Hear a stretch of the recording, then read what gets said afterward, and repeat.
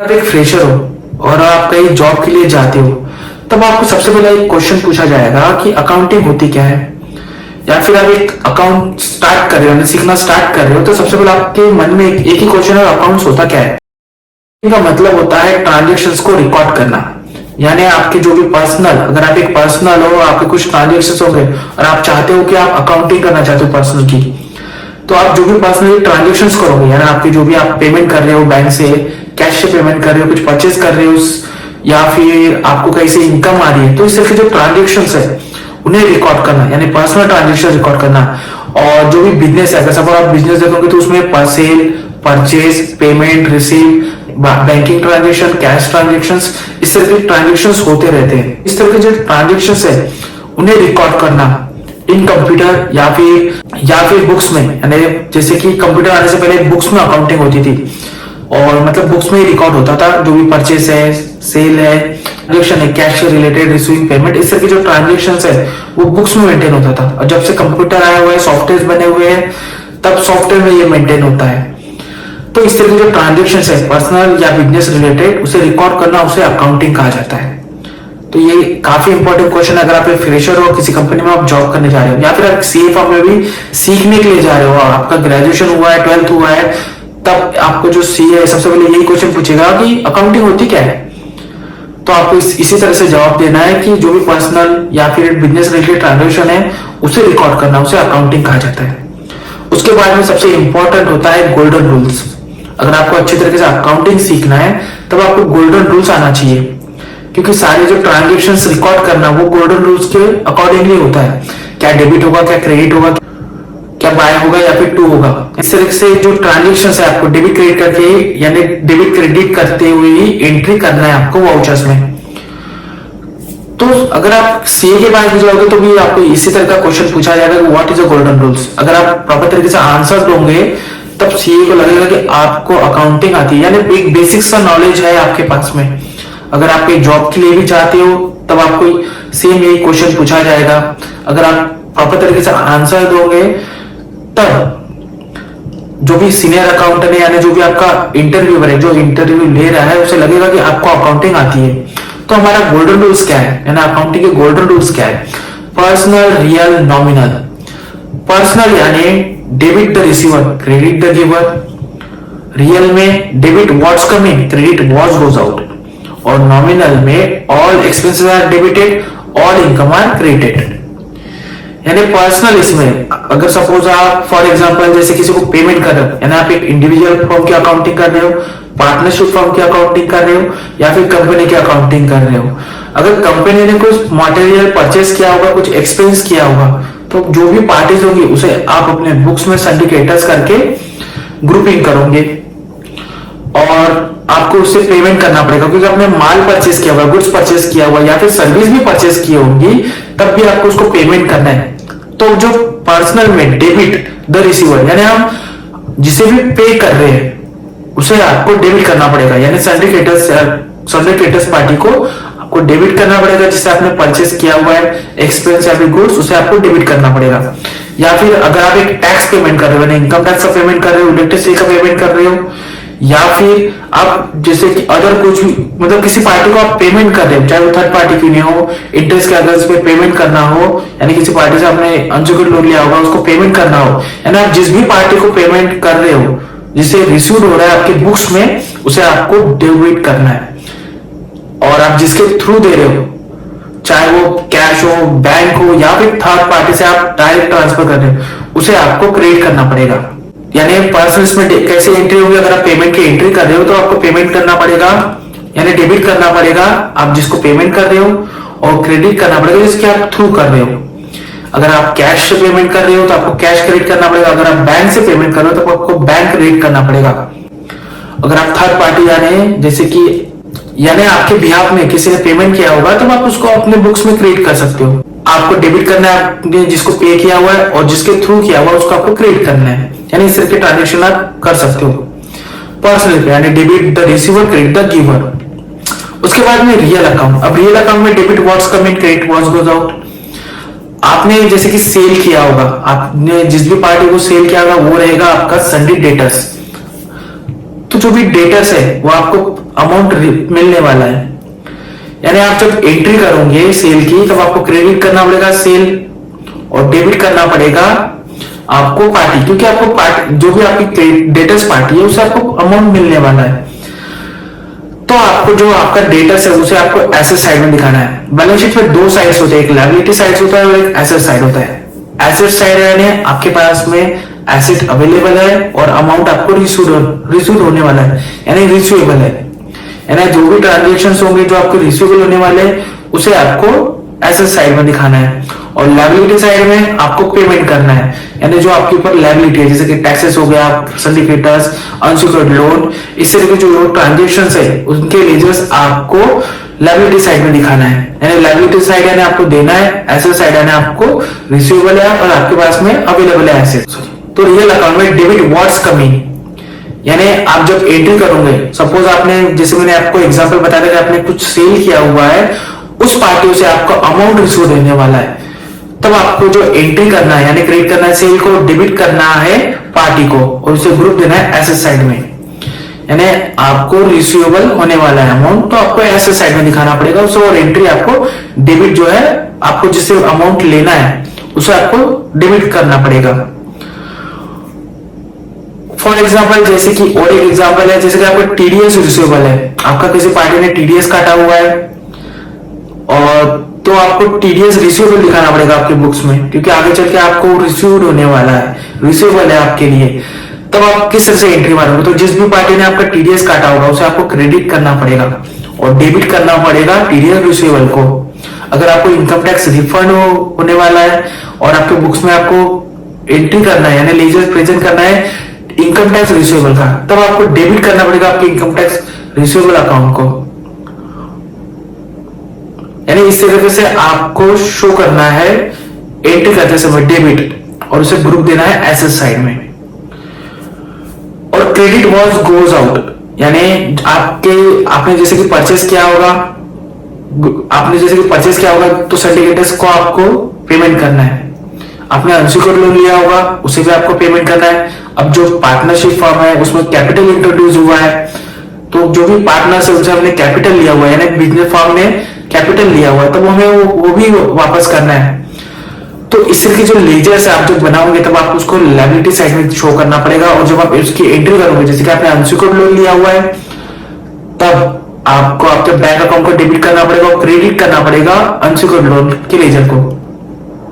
आपने capital introduce हुआ है पार्टनर से, तब डेबिट होगा बैंक अकाउंट या फिर कैश और क्रेडिट होगा पार्टनर्स कैपिटल अकाउंट। अगर आपने परचेस किया होगा तो परचेस अकाउंट होगा डेबिट और क्रेडिट होगा आपका लेजर यानी क्रेडिटर्स पार्टी का लेजर, उसे भी आपको लायबिलिटी साइड में दिखाना पड़ेगा। यानी हमें जिस भी पार्टी को अमाउंट देना है उसे हमें लायबिलिटी साइड में दिखाना है। यानी debit what's coming, credit what's goes out, यानी जो भी अमाउंट हमारे को देना है यानी पेमेंट करना है उसे हमें लायबिलिटी साइड में दिखाना पड़ेगा और एंट्री में हमें क्रेडिट करना पड़ेगा। अगर हमें रिसीवेबल होने वाला है अमाउंट, तब हमें एंट्री करते समय उसे यानी जिस भी लेजर से हमें रिसीवेबल होने वाला है उसे डेबिट करना पड़ेगा और उसे एसेट साइड में दिखाना पड़ेगा।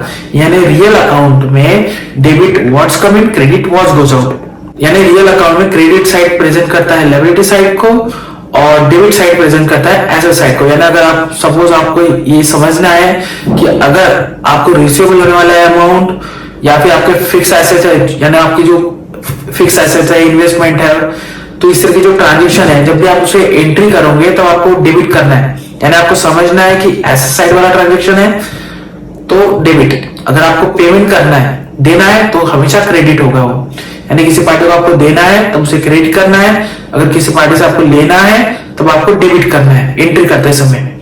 ये काफी इंपॉर्टेंट है, आपको ट्रांजेक्शन समझना है कि सपोज जैसे आपने परचेस किया हुआ है तो परचेस एंट्री में परचेस डेबिट और क्रेडिटर यानी जिसको हमें देना है उसे क्रेडिट करना पड़ेगा। आपने लोन भी लिया होगा यानी मुझे लोन अमाउंट देना है इस पर्टिकुलर पार्टी को, तो आप एंट्री करते समय हमेशा उसे क्रेडिट करोगे। आपने सेल किया हुआ है, आपको समझना है कि मुझे इस पार्टी से लेना है, तो आपको हमेशा डेबिट करना है एंट्री करते समय और उसे ग्रुपिंग देना है एसेट साइड में। यानी आपको पे करना है तो उसे लायबिलिटी साइड में दिखाना है और आपको रिसीवेबल होने वाला लेना है तब आपको उसके एसेट साइड में दिखाना पड़ेगा। और जो हमारा थर्ड रूल है नॉमिनल अकाउंट, नॉमिनल अकाउंट में जैसे कि आप सेल करोगे आपको कुछ इनकम रिसीव हुई है, इनकम टैक्स का रिफंड इशू हुआ है, एफडीआर इंटरेस्ट रिसीव हुआ है, डिस्काउंट रिसीव हुआ है, यानी इस तरह की जो ट्रांजेक्शन है आप जब उसकी एंट्री करोगे आपको तो आपको जो है क्रिएट करना पड़ेगा, इनकम साइड को क्रिएट करना पड़ेगा, चाहे आपका सेल हो, एफडीआर इंटरेस्ट हो या फिर अदर इनकम, मिसलेनियस इनकम हो, आप एंट्री करते समय हमेशा उसे क्रेडिट करोगे। और एंट्री आप किस तरह से करोगे, जैसे कि आपको कुछ सेल हुआ है, मतलब आपने सेल किया हुआ है, सेल अकाउंट क्रेडिट करना पड़ेगा और डेबिट करना पड़ेगा आपके पार्टी को, यानी आप जिस भी पार्टी को सेल किया हुआ है उसे आपको ऐसे साइड में दिखाना पड़ेगा। जैसे मैंने आपको रियल अकाउंट में बताया था कि सेल क्रेडिट होगा, डेबिट होगा आपकी पार्टी जिसको आपने सेल किया हुआ है, डेटर्स, सन्डे डेटर्स, उसे आपको डेबिट करना पड़ेगा। और उसी तरह से जैसे कि आपको कुछ एफडीआर इंटरेस्ट मिला होगा, अब एफडीआर इंटरेस्ट में आपको क्रेडिट करना पड़ेगा इंटरेस्ट ऑन एफडीआर और डेबिट करना पड़ेगा जिससे जिस भी एफडी से आपको रिसीव होने वाला है उस बैंक की एफडी को आपको डेबिट करना पड़ेगा, उसे भी आपको एक्सेस साइड में प्रेजेंट करना है। और जैसे कि आपको कुछ डिस्काउंट वगैरह मिलता होगा तो आपको क्रेडिट करना पड़ेगा डिस्काउंट, अगर आपका इनकम डिस्काउंट है एंड आपको रिसीव हुआ है तो आपको डिस्काउंट रिसीव करके क्रेडिट करना पड़ेगा लेजर को और डेबिट करना पड़ेगा आपको जिस भी पार्टी से डिस्काउंट रिसीव हुआ है। और अगर आपकी कुछ अदर इनकम होगी तब आपको उसे क्रेडिट ही करना पड़ेगा, यानी आपको समझना है इनकम है तो क्रेडिट करना है एंट्री करते समय और एक्सपेंस है तो डेबिट, यानी नॉमिनल में क्रेडिट यानी इनकम, अब डेबिट यानी एक्सपेंसेस, यानी जितने भी प्रकार के एक्सपेंसेस होंगे उसे आपको डेबिट करना है। जैसे कि आपने परचेस किया हुआ है उसे डेबिट करना पड़ेगा, चाहे वो सीमेंट हो, सैंड हो या फिर आपका कुछ मटेरियल हो, ट्रेडिंग वगैरह आप करते हो और आपने कुछ परचेस किया होगा तो उसे आपको डेबिट ही करना है एंट्री करते समय। और क्रेडिट करना है पार्टी को, जिस भी आप पार्टी से परचेस किया हुआ चाहे वो एक्सपेंस हो या फिर मटेरियल, उसे आपको क्रेडिट करना है, उसे ग्रुप देना है सर्टिफिकेट, उसे लायबिलिटी साइड की तरफ दिखाना है। जैसे कि हम सेल करते हैं तो एसेट साइड में दिखाते हैं, उसी तरह से आपको जो भी क्रेडिटर्स पार्टी यानी जिससे आपने परचेस किया हुआ है चाहे वो सेल गुड्स हो या फिर सर्विस, उसे आपको लायबिलिटी साइड में दिखाना है। यानी आप जब भी एक्सपेंस की एंट्री मारोगे उसे आपको डेबिट करना है, चाहे वो आपको डायरेक्ट एक्सपेंस हो या फिर मटेरियल परचेस हो या फिर इनडायरेक्ट एक्सपेंस हो, इस तरह के जो भी ट्रांजेक्शन होंगे उसे आपको डेबिट करना है। अगर आपने कुछ इंटरेस्ट पेड किया हुआ अनसिक्योर्ड पार्टी को तब आपको interest paid to unsecured loan उसे डेबिट करना है, क्रेडिट करना है आपने जिसको इंटरेस्ट पे किया हुआ है।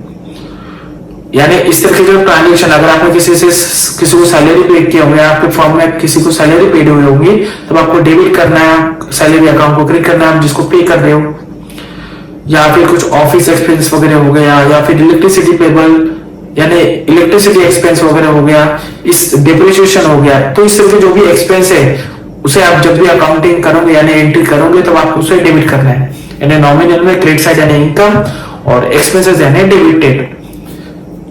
ये तीन तरह के गोल्डन रूल्स है, आपको अच्छे तरीके से समझना है। यानी इस तरह से आपके गोल्डन रूल्स है, अगर ये तीनों गोल्डन रूल्स आपको अच्छे तरीके से आ गए तब आप काफी अच्छा अकाउंटेंट बन सकोगे, आप बैलेंस शीट भी काफी अच्छे तरीके से बना पाओगे।